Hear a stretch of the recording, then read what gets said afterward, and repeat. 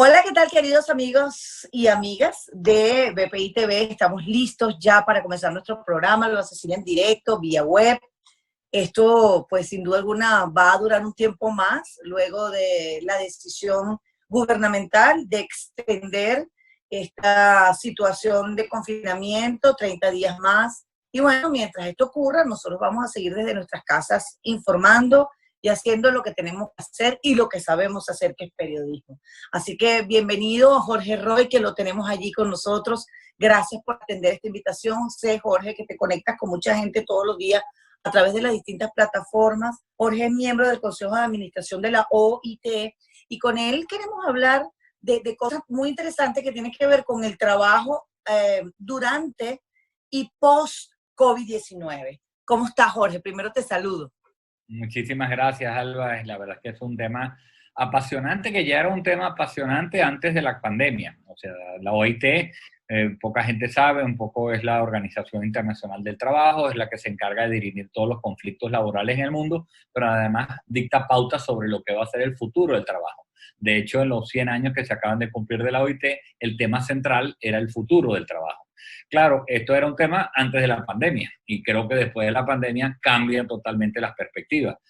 Todo el mundo sabe que el futuro del trabajo iba a estar influenciado por la tecnología, todo el mundo habla de eso, de que iba a haber inteligencia artificial, todo el mundo está hablando de que los robots van a sustituir a personas, eso es como obvio, pero hay otras características después de la pandemia, donde ya la OIT dio cifras espeluznantes, Alba Cecilia, de que se pueden perder 315 millones de empleos en el mundo, que bueno, que han hecho cambiar un poco las consideraciones de cuál va a ser el futuro del trabajo y sobre todo algunos trabajos que se van a ir perdiendo, unos que van a arrancar mucho más lentamente y otros que van a ir arrancando más rápidamente.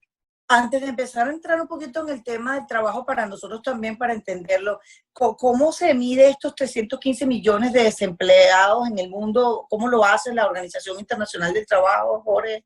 Bueno, hay 4.000 millones de seres humanos que estamos trabajando, de los cuales 2.000 millones de personas son informales. Informales no significa que seas un buhonero. Hay un nuevo concepto de la informalidad. O sea, un millennial, yo ya estoy informal, yo no estoy participando en un sistema de seguridad social, yo no estoy aportando, yo ya trabajé supuestamente el tazo de mi vida. Entonces creo que hay un nuevo concepto de informalidad que está cambiando totalmente lo que son los sistemas de seguridad social del mundo. Hay 2.000 millones de personas en el mundo que estamos informales y 2.000 millones más que están formales en puestos de trabajo.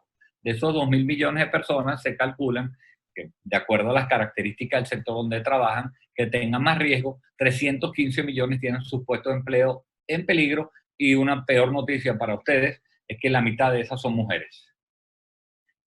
Por ejemplo, ¿Por qué? ¿Cuál es la razón?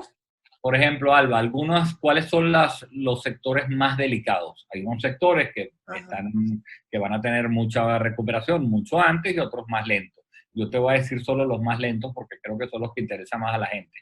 Entretenimiento, alojamiento, transportes, o sea, líneas aéreas, transportes en líneas generales. Todo eso, en esos restaurantes, en esas actividades, el 50% de las personas que trabajan normalmente son mujeres. Y son actividades, por ejemplo, en manufactura hay 240 millones de personas que trabajan, solamente en industria y manufactura. Pero hay 114 millones de personas que trabajan en el mundo en alojamiento, en restaurantes, en todo lo que es servicios comunitarios para la gente para comer. Y bueno, y ahí son las actividades que quizás vayan a tener mucho más peligro de recuperarse más lentamente. Claro. Wow. Y esa recuperación, se puede calcular, la Organización Internacional del Trabajo, Jorge, puede calcular cómo va a ser esa recuperación. O sea, estamos hablando de 2 años, 3 años. Vamos a llegar en algún momento en que estos sectores que son los que se ven más afectados, como un restaurante o como un cine o como un barco de crucero, por ponerte algo que es superfluo, pero que significa aglomeración. ¿Se puede decir que en algún momento de la vida saldremos de esto y ya dejaremos de usar el tapaboca? Más o menos hay un cálculo para eso. Y no es superfluo, Alba. El mundo de los cruceros emplea a una cantidad de personas increíble en el mundo. Parece superflua actividad, pero estamos hablando... Bueno, lo digo porque típico que la gente empieza a decir, bueno, pero es que eso no es importante en la vida de la gente. Y a mí me parece que sí. Es importante para la gente que trabaja en eso. O sea, Claro, olvídate de claro. la persona que se monta en el crucero, está muy bien. A Eso, disfrutar, esto exacto. es a Vamos a hablar disfrutar. del que Pero la trabaja. gente, Sí, sí. estamos hablando del mundo del empleo. O sea, yo creo que la gente está entendiendo ahora, y quizás nuestros sindicatos también están por primera vez entendiendo, que era mucho más importante tener un seguro de paro forzoso, tener un sistema de seguridad social, que haber pedido simplemente un salario mucho más alto cada mes.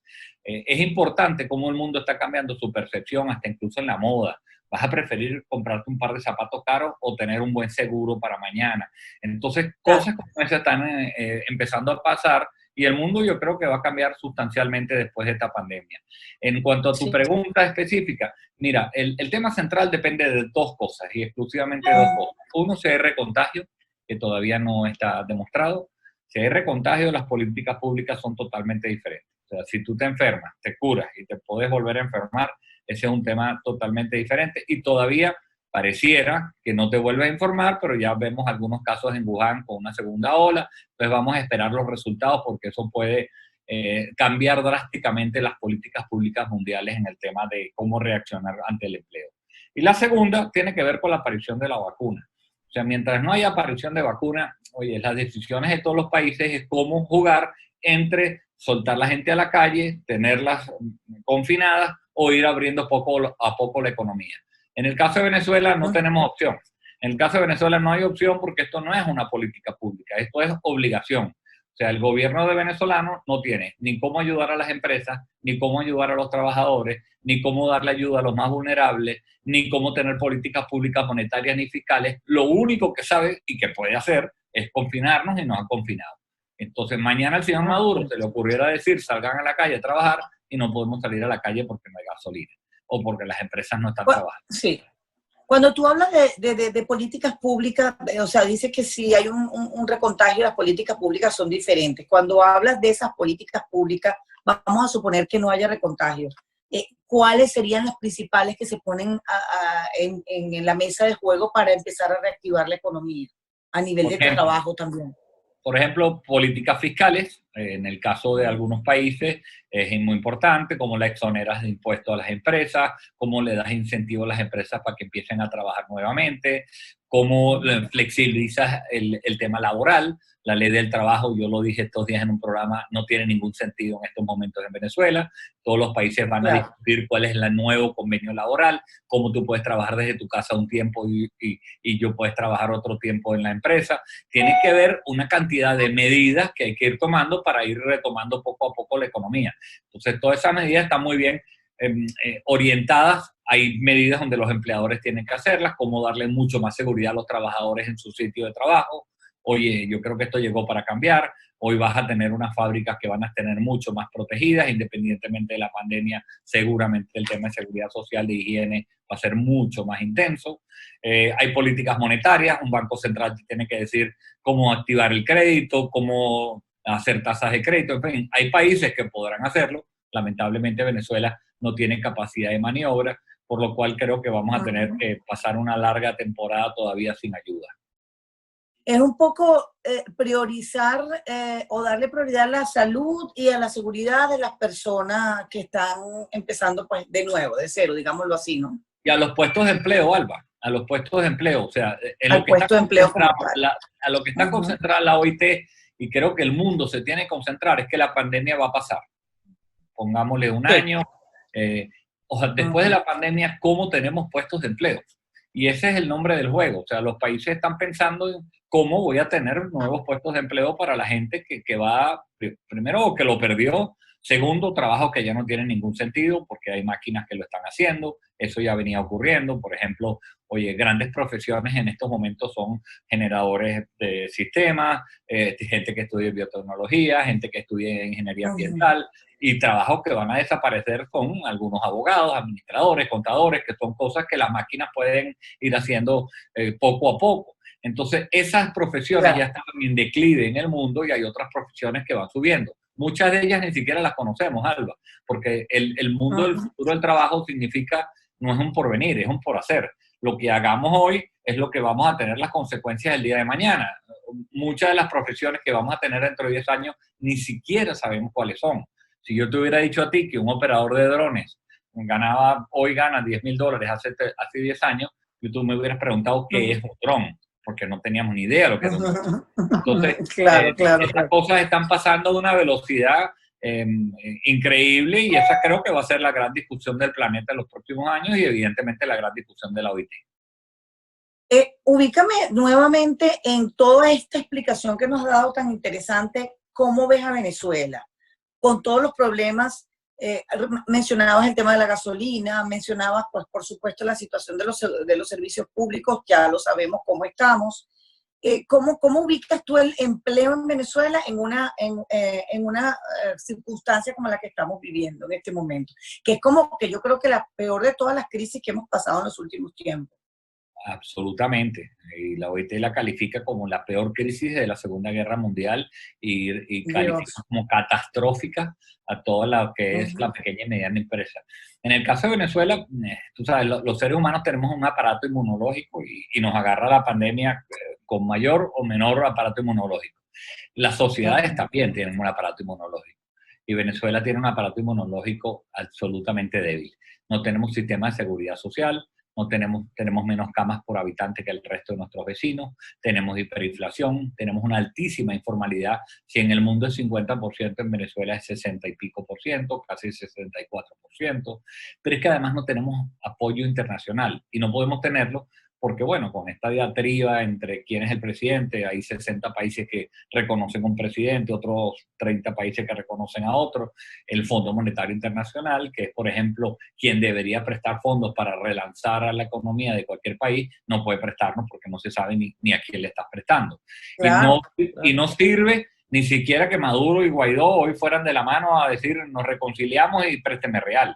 Eso no es así. Usted no tiene capacidad de repago. Sí, sí. Y además hay 100 países delante tuyo que están pidiendo dinero ya y que el problema, y probablemente muchos de ellos tengan problemas más graves que Venezuela. A eso le unimos la crisis de nuestra caída del petróleo, de las divisas. A eso le unimos la caída del oro, que por las sanciones antes era una ruta informal y salía por el Estado Bolívar y no se sabe cuánto, ya no va a poder salir. Y a eso únele también las remesas, que antes eran 4.500 millones de dólares de gente que estaba afuera y que mandaba dinero para acá y podíamos medio vivir. Ahora ya tampoco lo tenemos porque toda esa gente puede mandar primero menos dinero y segundo muchos se van a regresar producto de él. Entonces, bueno, es un panorama, Alba, esto es la tormenta perfecta, ¿no? Y la tormenta perfecta, ¿cuáles son las buenas noticias? Porque no me quiero despedir sin darte alguna. En que, y esto es muy importante, Alba, la relación... Si me vas a dar buenas noticias, lo voy a anotar porque de hace rato ha sido terrible. Vamos a decirte que son unas potenciales buenas noticias, ¿ok? Las potenciales buenas noticias es que antes tú oías con mucha frecuencia de que el sector privado era un parásito del Estado, ¿es verdad? Y yo te quiero decir ahora que el Estado es un parásito del sector privado. Hoy en día, todas las divisas que están circulando en el país son producto de que el sector privado está trayendo sus propias divisas. La relación Estado-sector privado ha cambiado drásticamente. Fíjense que el gobierno, sin quererlo y sin proponérselo, sin ningún plan, bueno, ha tenido que liberalizar la economía, un poco caótica, lo que tú quieras, pero ha tenido que dolarizar algunas cosas. Estos controles de precios que está haciendo son una pantomima para afuera, pero las reuniones son cordiales, las que se tienen adentro con los empresarios. Creo que esa relación sector privado y Estado ha cambiado drásticamente.